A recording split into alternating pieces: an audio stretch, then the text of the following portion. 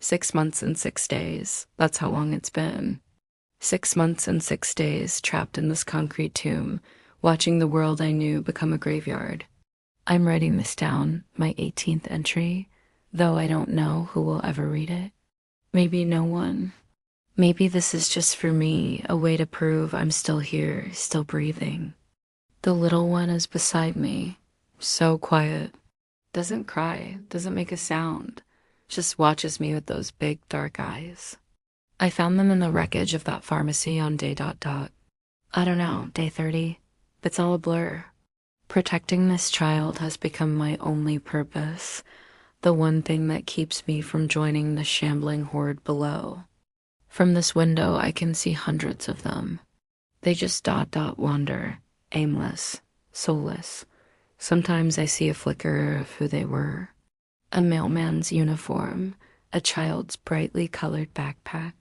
Then the moment passes, and they are just monsters again. The silence up here is deafening, broken only by the wind and their distant collective groan. It's a symphony of the end, but there's still hope. I have to believe that. 2 weeks ago, I saw it, a helicopter. It flew right over the city. I screamed, waved my arms until my shoulders ached, used the last of my energy to flash a mirror. They didn't see me. They just kept going, a silver speck against a gray sky. But they were there. Someone is still out there. Someone is still fighting. They have to be. So I'll keep writing.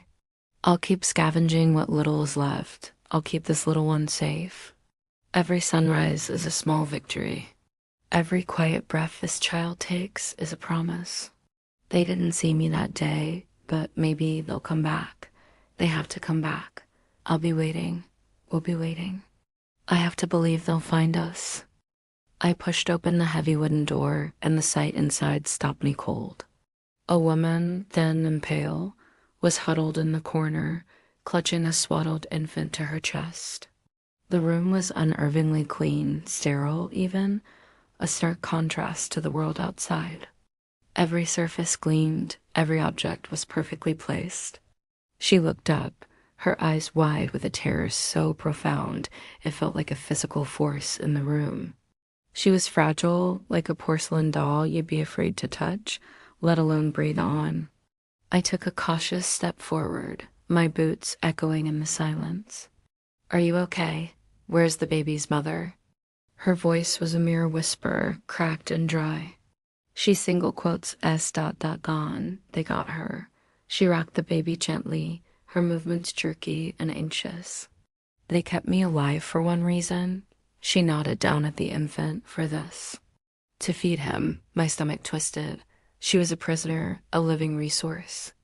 I wanted to ask who they were, what had happened, but she held up a trembling hand, stopping me. "No," she pleaded, her eyes darting around the room, as if a threat could materialize from the shadows. "Don't ask questions. Don't bring your fear in here." She pulled the blanket tighter around the baby. "Negative emotions? They destroy the milk. Stress, fear, sadness. It all goes into the milk." Her gaze fixed on me, intense and desperate. I have to stay calm. I have to stay clean. For him. Her words hung in the air, a chilling warning. She wasn't just caring for the baby. She was a vessel, and her emotional state was a matter of life and death for the child. "Please," she whispered, her voice breaking, "don't exhaust me." I'm all he has. The weight of her responsibility, the sheer terror of her situation settled over me like a shroud. I was no longer a rescuer. I was a potential contaminant, a threat to the fragile balance she was fighting to maintain. The silence stretched on, thick with unspoken fears, and the tiny, trusting breaths of the baby in her arms. What do you think happens next in this story? Let me know your theories in the comments. Thanks for watching, and don't forget to subscribe for more. The sound of something heavy dragging against the outside wall woke me up, again. I didn't need to look. I knew what it was. The dead, drawn to the faintest sign of life, scraping, endlessly scraping. I tried to block it out, focusing on the task at hand, Our supplies. A few cans of beans, a half-empty bag of rice, and the water. God, the water. Barely enough for a few more days if we were careful. Then her voice cut through the quiet, sharp and frayed. There's no water. How am I supposed to wash? I squeezed my eyes shut. Wash? We were barricaded in a derelict convenience store with the world ending outside, and she was worried about washing. The scratching on the walls seemed to get louder, a chorus of decay. I took a deep breath, trying to keep my voice even. We have to conserve what we have. We drink, that's it. She scoffed, a bitter, ugly sound. Conserve? I feel disgusting. I haven't showered in a week. What's the point of surviving if we live like animals? Her voice rose with every word, teetering on the edge of hysteria. The scraping outside intensified, a frantic response to the noise. My own control, stretched thin for days, finally snapped. I slammed the water bottle down on the counter, the plastic cracking under the force. Be quiet. The words ripped out of my throat, raw and loud. Just be quiet. There's water. In the cooking area. Go look. I pointed a shaking finger towards the back of the store, the small, grimy kitchenette we'd been too scared to fully explore. The lie was out before I could stop it, born from a desperate need for silence. Anything to stop her voice, to stop the noise that was drawing them closer. Her eyes widened, a flicker of hope warring with suspicion. She hesitated, then slowly backed away towards the dark doorway. The silence she left behind was somehow worse. It was filled with the sound of the dead, their relentless scratching, and the echo of my own lie. There was no water back there. I knew it, but as the minutes stretched on and the scratching grew louder, a new, colder fear began to creep in. It wasn't just the dead outside we had to worry about. The real monster was the thirst, and it was already in here with us.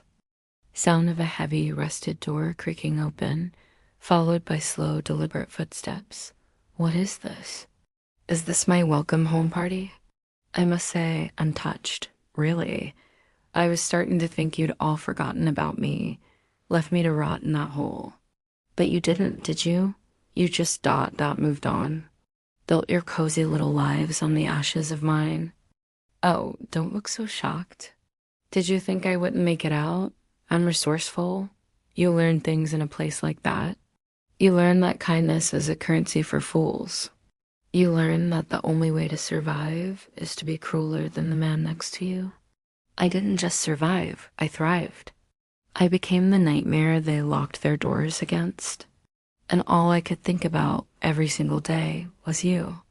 All of you, my dear, dear friends, my loyal partners. The ones who swore we were in it together.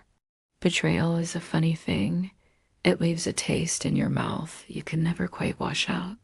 It's a lesson you only need to learn once. Now, where are my manners? I'm a guest, and I'm starving.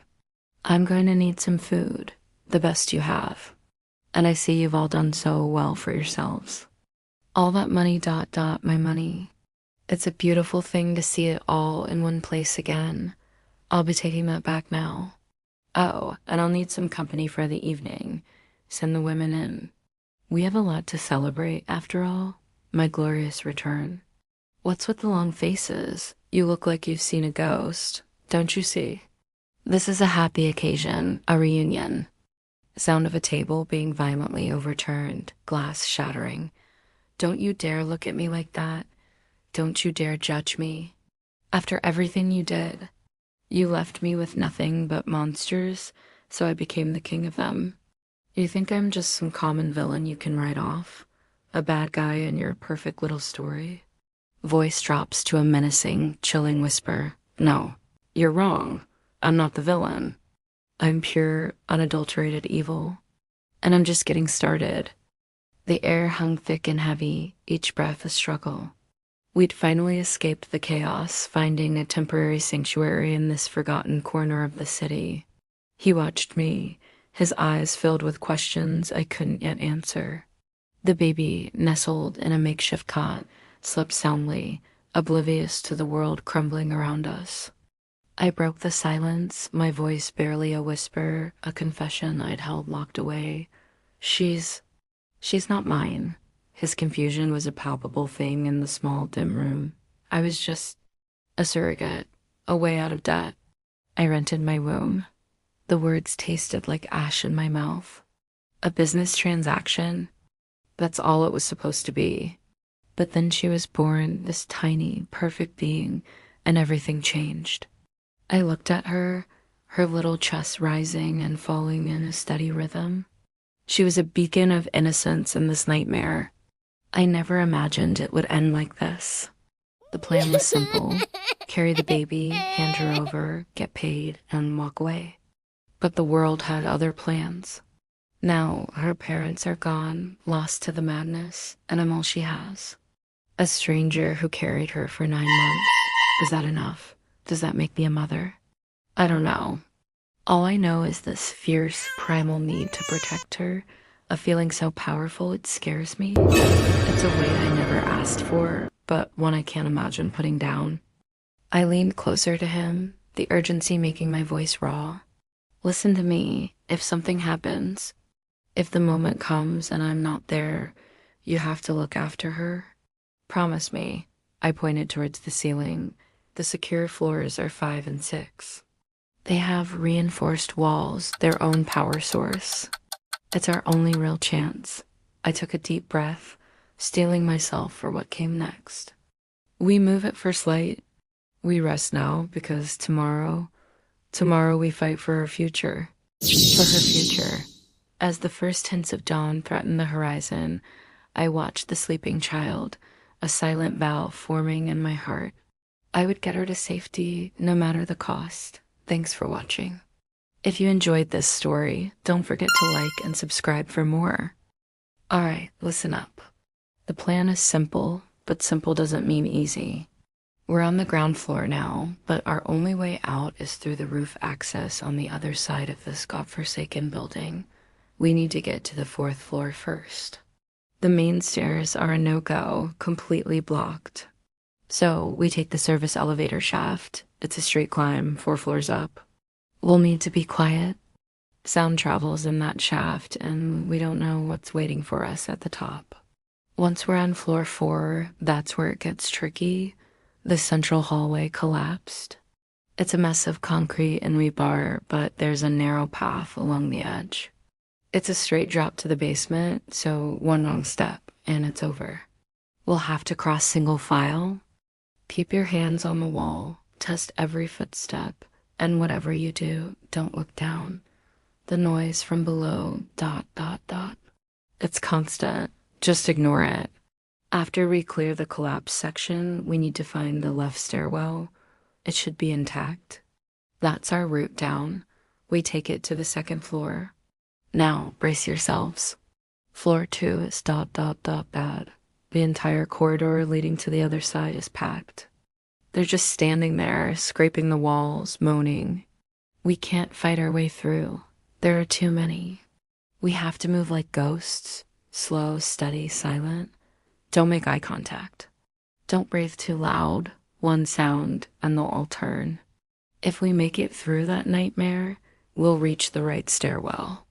That's our final descent. It leads straight down to the 1st floor exit on the far side of the building.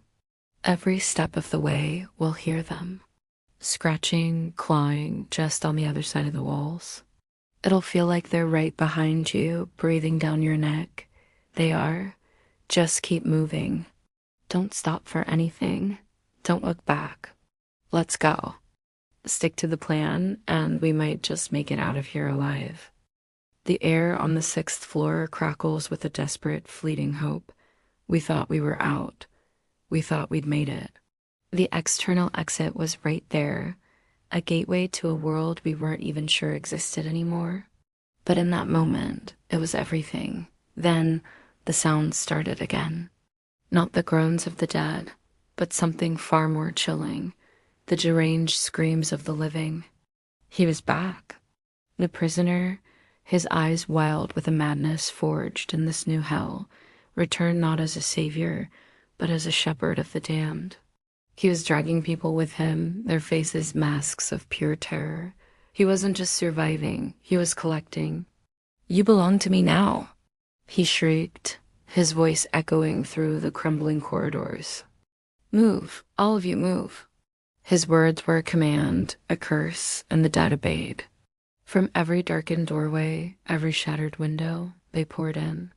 A tidal wave of corpses, their movements jerky and unnatural, their hunger insatiable. They weren't just shambling. They were rushing, a torrent of decay flooding the hallway, cutting off our escape. Panic erupted. Screams turned to choked sobs as the wave of undead crashed into us. Amid the chaos, a woman, her face streaked with tears and grime, shoved a bundle into my arms. It was her baby, impossibly small and silent against the cacophony. Her eyes locked onto mine, filled with a plea that shattered my soul. "End my life," she begged, her voice barely a whisper above the din. "Don't let them take me, but care for my infant. Promise me." Before I could answer, she was gone, swallowed by the horde. The walls groaned, protesting the sheer weight of the bodies pressing against them. Concrete fractured, steel beams bent. The structure was failing. I looked down at the tiny, fragile life in my arms, a stark contrast to the death clawing at the walls. As the world collapsed around us, I held the baby tight, a single silent promise in a world that had forgotten the meaning of the word. This child would live. Even if I didn't, thanks for watching. If you enjoyed this story, make sure to subscribe for more.